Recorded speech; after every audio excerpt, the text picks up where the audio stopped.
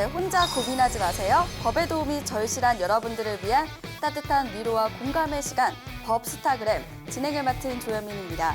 네, 제 곁에는 시청자 여러분들의 법률 고민을 해결해줄 힐링 멘토들이죠. 정지숙 변호사님, 김철구 변호사님 모셨습니다. 안녕하세요. 네, 반갑습니다. 자, 코로나19가 확산이 되면서 어쩔 수 없이 강제 집콕을 하게 되는 시간이 많았는데요. 저는 오히려 집에 있으니까 더 할 일이 사실 많았거든요. 뭐 집안일도 그렇고요. 책도 많이 읽기도 했었고요. 자, 우리 두 변호사님들은 집콕할 때 주로 무엇을 많이 하셨는지 궁금해집니다. 혼자서도 심심하지 않게 지내는 비법, 우리 시청자 여러분들에게 알려주시면 좋을 것 같은데요. 네, 먼저 말씀해 주시죠. 네, 혼자 지내면서도 심심하지 않을 비법 이런 건 없고요. 그냥 혼자 지낼 때는 주로 그냥 그때그때 그동안 못 봤던 뭐 드라마를 몰아서 본다거나 아니면 뭐 책을 본다거나 뭐 영화를 본다거나 해서 뭐 다른 분들과 별반 다르지 않습니다. 네, 잘 알겠습니다. 자, 그렇다면 우리 변호사님도 한 말씀 해주셔야죠. 네, 저도 뭐 딱히 특별한 것을 하진 않는데요. 주로 요즘 대부분 이제 분들이 많이 하시는 이제 넷플릭스 본다던가. 어떤 거 보시나요? 저도 보고 있거든요. 유저예요, 유저. 네. 저도 나름 헤비 유저라고 생각하는데요. 뭐 많이는 못 봤지만 네. 나르코스 최근에 많이 봤고요. 나르코스. 네, 어떤 내용이죠? 나르코스라고 그 멕시코 마약상 얘기를 다룬 얘기입니다. 그쪽 분야에 관심이 많으시다면은 보시는 걸 꼭 강추해드립니다. 마약에 관심이 많으신가 봐요. 마약보다는 어떻게 되신 거죠? 네. 네, 그런 것보다는 이제 그런 범죄 집단들이 어떻게 이루어지는지. 어떻게 잡을 것인지와 이런 거. 예, 그렇죠. 이제 뭐 물론 그런 생각도 많이 하고, 과연 이제 그런 분들에 대한 제가 변호를 하게 된다면 어떻게 해야 될지 이런 것들도 많이 생각하게 되는 것 같습니다. 어떻게 보시나요? 약간 좀 가식적으로 네, 느껴지지 않아요? 너무 가슴이 많이 느껴져가지고 어쩌부터 내가 건드려야 될지 모르겠네요. 유쾌한 두 분과 함께 법스타그램 시즌2 6번째 시간 본격적으로 시작합니다.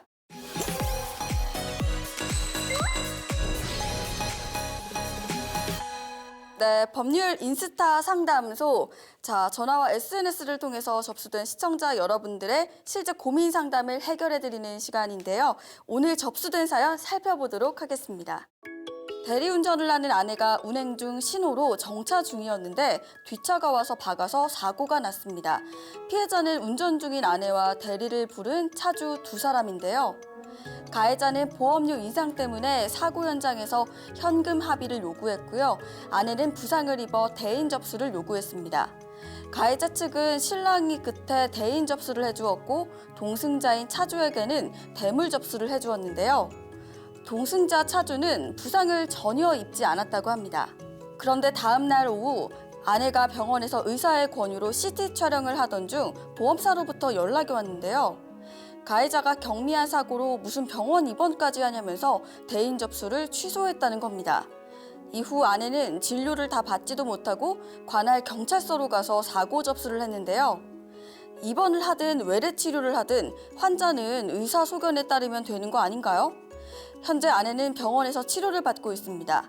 가해자는 대인 접수 취소 이후 지금까지 아무런 연락이 없고요. 그런데 오히려 가해자는 국과수 무언가를 의뢰했다고 하는데요.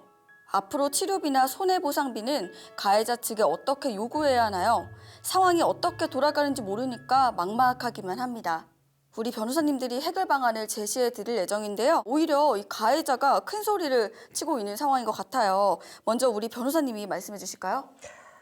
네, 우선 사고를 당했는데 이제 보험 접수가 되지 않아서 이제 치료조차 못 받고 있다고 하니까 뭐 상당히 답답하실 것으로 생각이 됩니다. 그래서 이런 경우들이 뭐 흔치는 않을 건데요. 이제 이렇게 종종 발생되는 경우에 이제 닥쳤을 때 어떤 식으로 대처하는 것이 좋겠는지에 대해서 좀 속 시원하게 좀 상담해 드리도록 하겠습니다.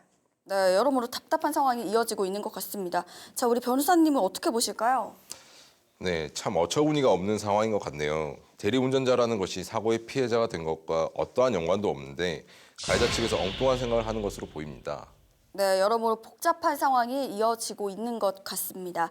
자, 우리 상담자 본인이 이 대리운전을 하고 있던 중에 신호로 정차하고 있는 상황에서 뒷차가 박았던 그런 상황입니다.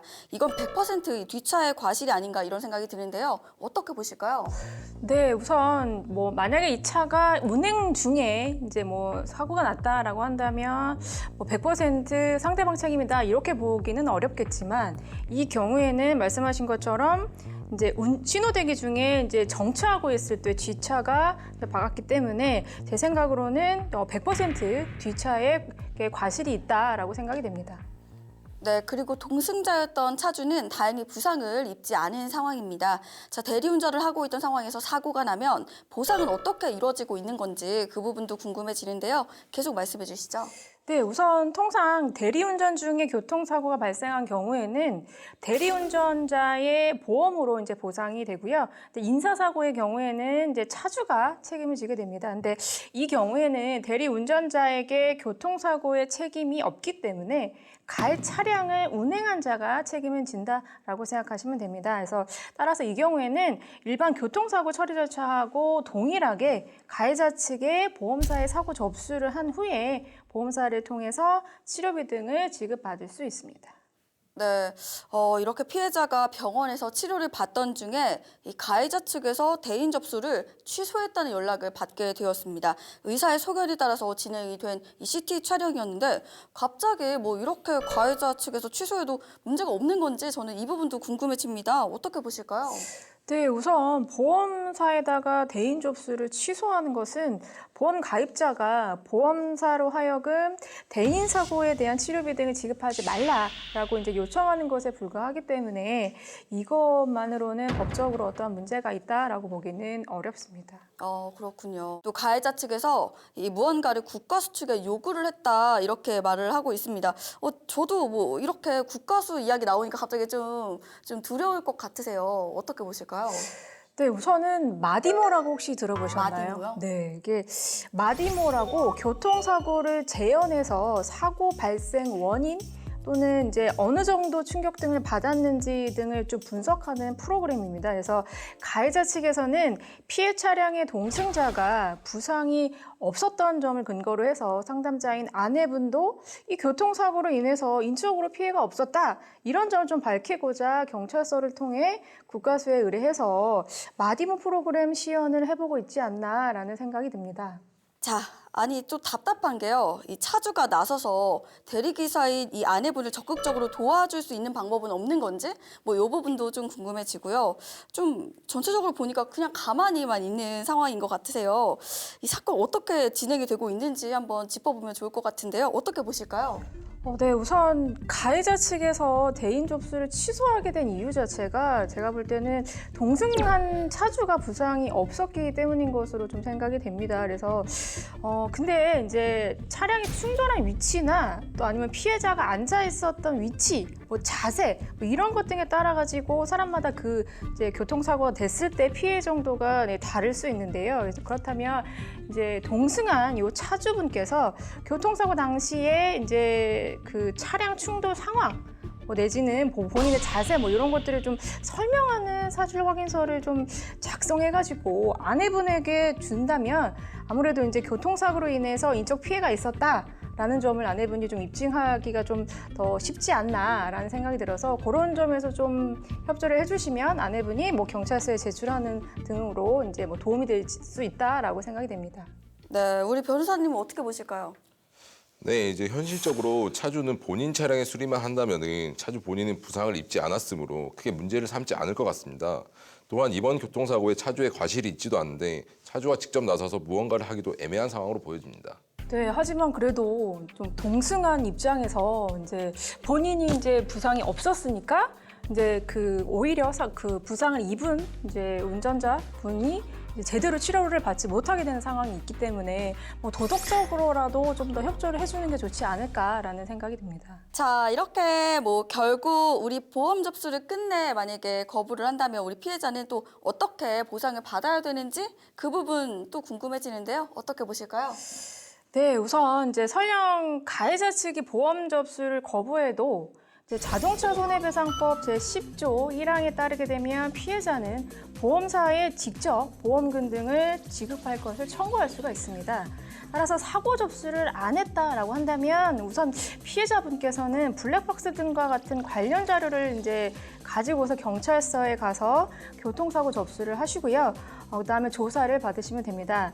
근데 이제 조사가 종결이 되면 이제 교통사고 사실 확인서 이거와 이제 병원에서 그동안 이제 했던 치료비라든가 이제 그 내역이라든가 또 이제 진단서 등을 이제 발급받아가지고 그것과 함께 가해자 보험사에 직접 치료비 등을 청구하시면 될 것입니다. 네, 오늘 상담 잘 도움이 되셨으면 좋겠고요. 법률 인스타 상담소 오늘 상담은 여기까지입니다.